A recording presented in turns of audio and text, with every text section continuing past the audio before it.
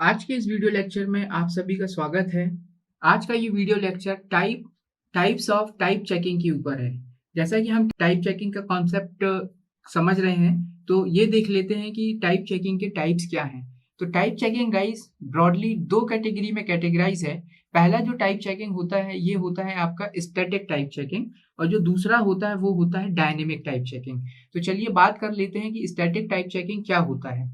Static type checking में पहली और इम्पॉर्टेंट लाइन जो है वो ये है कि ये एट कंपाइल टाइम पर चेक होता है, यानी जब आप अपने प्रोग्राम को कंपाइल करेंगे तब ये चेकिंग होगा। अच्छा, ये चेक क्या करता है? ये चेक करता है type of variable. Type of variable का मतलब क्या है कि जैसे हम अपना प्रोग्राम, जैसे एडिशन ऑफ 2 नंबर का प्रोग्राम लिखते हैं तो उसमें हम वेरिएबल्स यूज करते हैं। वेरिएबल्स क्या यूज किया? जैसे हमने एडिशन ऑफ 2 नंबर पे एक वेरिएबल यूज किया ए, दूसरा वेरिएबल हम यूज कर लेते हैं बी, और तीसरा वेरिएबल हम यूज कर लेते हैं सी, जो रिजल्ट को स्टोर करेगा। क्लियर? इतना हो गया। अब हम क्या करेंगे कि इनका टाइप लिख देंगे। तो जैसे हमने टाइप लिखा, इंटीजर ए होगा सेमीकोलन, इंटीजर बी होगा ये भी सेमीकोलन, और अगर मैं यहाँ पे अब मिस्टेक कर देता हूँ, से फॉर द एग्जांपल मैं लिख देता हूँ कैरेक्टर सी, तो कैरेक्टर इंटीजर वैल्यू को कैसे स्टोर करेगा? तो यहाँ पे टाइप कन्वर्जन लगाना पड़ेगा हमको, यानी इंटीजर वैल्यू को स्ट्रिंग वैल्यू में कन्वर्ट करना पड़ेगा। ठीक है? तो जो स्टैटिक टाइप चेकिंग है, एक पॉइंट आप इंपॉर्टेंट ये रखिए इसमें कि ये कंपाइल टाइम पर चेक होता है। जब आप प्रोग्राम कंपाइल करेंगे तब चेक होगा कि ए जो वेरिएबल है इसका टाइप क्या है, बी वेरिएबल है इसका टाइप क्या है। और जो दूसरा इंपॉर्टेंट पॉइंट है स्टैटिक टाइप चेकिंग में, वो ये है कि ये वेरिएबल का टाइप चेक करता है, यानी इसका टाइप ये चेक करेगा, इसका टाइप ये चेक करेगा। अब इसका मीनिंग क्या है कि ये वेरिएबल का टाइप चेक करेगा, ये समझ लेते हैं। देखिए, सी जो है वो मैं लिख देता हूं इंटीजर सी। ठीक है? अब अपन पहला केस देख रहे हैं, ये केस नंबर 1 है। सी वैल्यू जो है वो स्टोर करेगी ए प्लस बी को। क्लियर? कंपाइलर ने प्रोग्राम आपने कंपाइल किया, बढ़िया चल गया प्रोग्राम, आउटपुट आपको मिल गया। लेकिन अब केस नंबर 2 देखते हैं। ये वाली लाइन सेम है, ये वाली लाइन भी सेम है, but here I will write character C, यानी इसका डेटा टाइप मैंने चेंज कर दिया, कैरेक्टर लिख दिया। अब क्या होगा? अब मैं यही इक्वेशन लिखता हूं कि C equals to A plus B semicolon. अब कंपाइलर चलाएगा तो एरर देगा, क्योंकि कंपाइल टाइम पे ये चेक करेगा कि भैया सी जो है इसका जो डेटा टाइप है वो कैरेक्टर है, और आप वैल्यू क्या फ्लोट कर रहे हैं? आप इंटीजर 10 प्लस 10 फ्लोट कर रहे हैं। अब 10 प्लस 10 जो है वो 20 तो आएगा, लेकिन स्टोर कहाँ होगा? तो ये जो है ये आपका आता है स्टैटिक टाइप चेकिंग पे, जो रन टाइम एनवायरनमेंट की टाइप चेकिंग के नाम से भी जाना जाता है।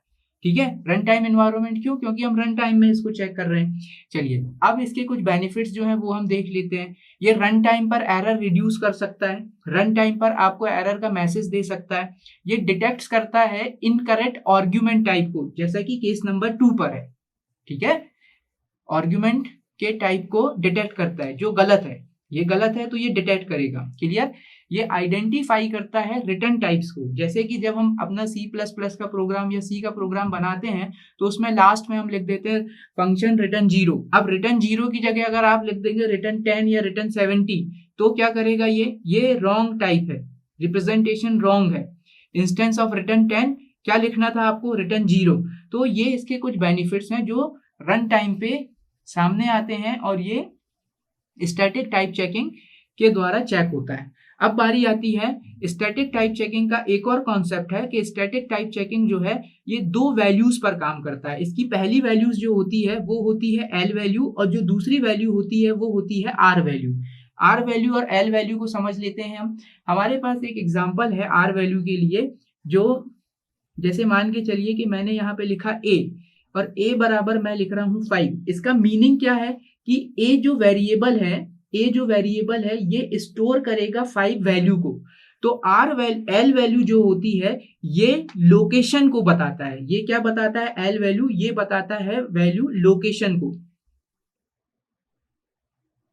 ठीक है? और जो यहाँ पर राइट हैंड साइड पर होता है, एल का मतलब होता है लेफ्ट हैंड साइड, और left hand side of the assignment operator, equal operator के लेफ्ट हैंड साइड, और इस तरफ राइट हैंड साइड पर क्या होता है? आर वैल्यू होता है। तो आर वैल्यू का क्या काम है? आर वैल्यू जो है ये बताता है वैल्यू की, इसकी वैल्यू कितनी है, कि इस वेरिएबल में क्या स्टोर होगा। Clear guys? तो ये जो कॉन्सेप्ट है ये यूज करता है static type checking. Clear? Similarly इसका एक और है जो है वो एग्जांपल जो है वो एरे वाला, वो ये कहता है कि अगर आप एरे को डिफाइन करेंगे तो जैसे ए मैंने एरे डिफाइन किया 2, तो this is the correct symbol, not create any kinds of problem.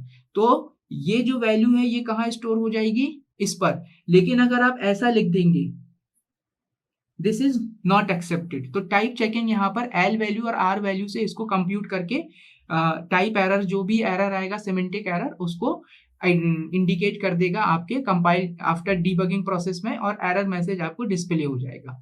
अगला जो टाइप चेकिंग है वो कहलाता है डायनेमिक टाइप चेकिंग। तो डायनेमिक टाइप चेकिंग जो होता है गाइस, ये एसोसिएट होता है विथ वैल्यू से, यानी इनसे एसोसिएट होता है, क्लियर, नॉट वेरिएबल से, इनसे एसोसिएट नहीं होता, क्लियर। अब इसका डायनेमिक का हम एक छोटा सा एग्जांपल समझ लेते हैं कि जैसे मान के चलिए कि मैंने जो राइट वैल्यू जो है वो दे दी मैंने इंटीजर a, और मैं यहाँ पर वैल्यू स्प्रेड कर रहा हूँ 2.5, तो इंटीजर टाइप का मैंने वेरिएबल बनाया और वैल्यू में 2.5, तो ये क्या करेगा, ये आर वैल्यू को चेक करेगा और ये क्या बता देगा कि a बराबर 2, यानी जब कंपाइल होगा प्रोग्राम तो आपका 2.5 के इंस्टेंस पर 2 ही वैल्यू को एक्सेप्ट करेगा। तो गाइज आशा करता हूं कि आपको ये वीडियो समझ में आया होगा। डायनेमिक टाइप चेकिंग क्या होता है, स्टैटिक टाइप चेकिंग क्या होता है, रन टाइम एनवायरनमेंट में टाइप चेकिंग कैसे स्टैटिक टाइप चेकिंग परफॉर्म करता है, स्टैटिक टाइप चेकिंग में एल का क्या मतलब है, आर का क्या मतलब है। So thank you so much watching this particular video. We will meet again in the new video lecture. Take care, bye bye.